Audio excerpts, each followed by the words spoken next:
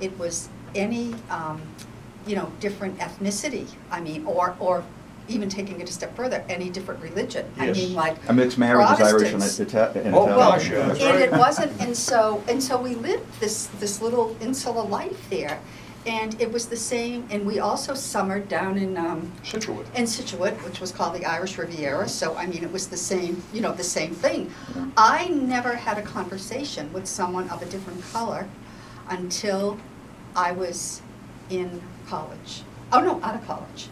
Even when I started working, I never had occasion.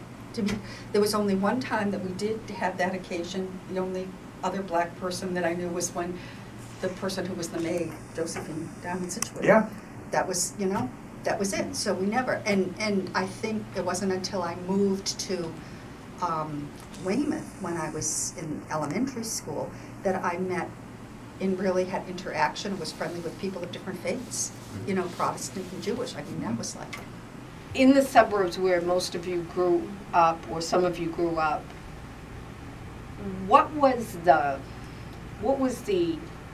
feeling among just your neighbors and friends? I just made assumptions that were so incorrect, and then just so totally got blown apart when all of this information started coming our way about the, you know, the civil rights movement and how, like, the freedom, you know, riders were, what was happening to them, and, you know, everything that was being reported in the news, because at that point in time I'm a little bit older, so I'm more apt, you know, to read the paper. So the assumptions that you make is you're thinking that, well, yes, the Civil War was fought, right, to grant, you know, the end to slavery and to grant, you know, freedom for all men are created equal. And so you just assume that that's what was happening, you know, throughout the country, that yes, people were being treated equally. And until I started to become more aware, as I started into my teenage years, that no, there's so many laws and rules and regulations were implemented to, you know, prevent that equality from happening, was like a surprise to me, basically.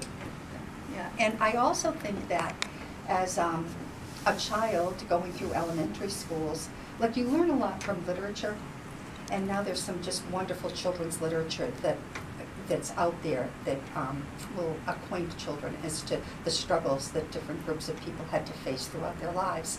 And we really weren't exposed to, you know, any of that. So you sort of were insulated, I think. Especially up here in Boston. Yeah. I think it was Bill Russell who said Boston is the most segregated city in the United States. And I remember, you know, before he said that, and looking at the things that were going on down south, and of course the George Wallace campaign and stuff like that when he ran, and saying, oh God, we don't have that up here, you know, feeling kind of, you know, oh no, we're not like that at all.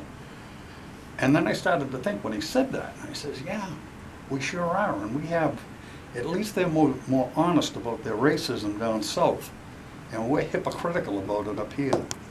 And we are, and it was the parochialism, I think, of Boston that did that. Growing up in the neighborhoods, what we touched on. I mean, growing up in South Boston, I'm a little older than Sherry, but I mean, you had your neighborhood, you had your tribe, more or less, in that area there.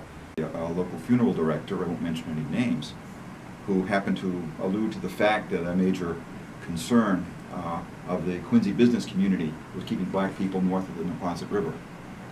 And if you look back as to what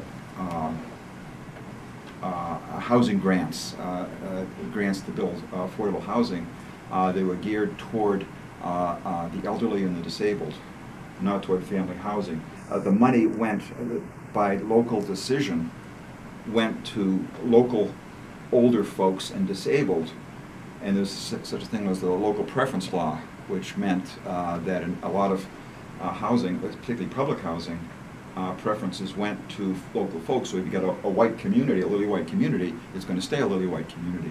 Racism, but discrimination is always there. I just think it's part of human nature that you're always seeking acceptance. And so you seek acceptance because you want to gravitate towards a group that has the same central values or core values that you do, or is some way that you can identify yourself, be it through your be it through your race or your ethnicity or your religion, or your economics, you know, what strata you are economically, or your intelligence level, you know, you sort of have.